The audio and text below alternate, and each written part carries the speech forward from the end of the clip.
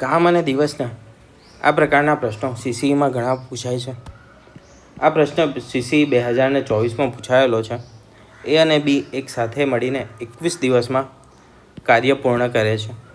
જો તેઓ 14 દિવસ સુધી એક સાથે કામ કર્યું અને ત્યારબાદ બી ચાલ્યો જાય છે, બીજા 21 દિવસ પછી એ બાકીનું કામ પૂર્ણ કરે છે, તો એ એકલા હાથે કામ પૂર્ણ કરતાં કેટલા દિવસ લેશે અથવા તો તે કેટલા દિવસમાં કાર્ય પૂર્ણ કરશે. એ પ્લસ બી કેટલા દિવસમાં કરે છે? 21 દિવસમાં કરે છે.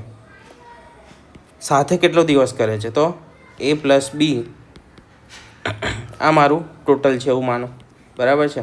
એની એફિશિયન્સી બીની એફિશિયન્સી 21 દિવસ સુધી કામ કરશે તો મારું ટોટલ કામ પૂરું થઈ જશે.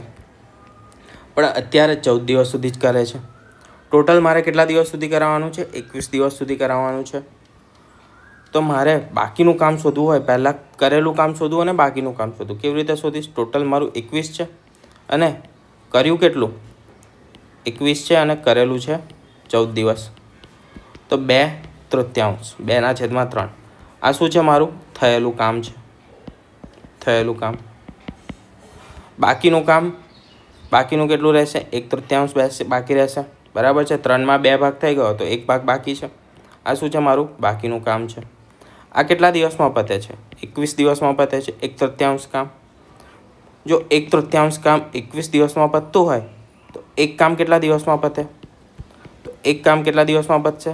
21 × 1 છેદમાં 1/3. છેદનો છેદ ક્યાં આવશે? ઉપર આવશે. એટલે કે 21 × 3 = 63 જવાબ આવશે મારો. એક કામ પૂર્ણ કરતાં કેટલા દિવસ લાગશે? 63 દિવસ લાગશે.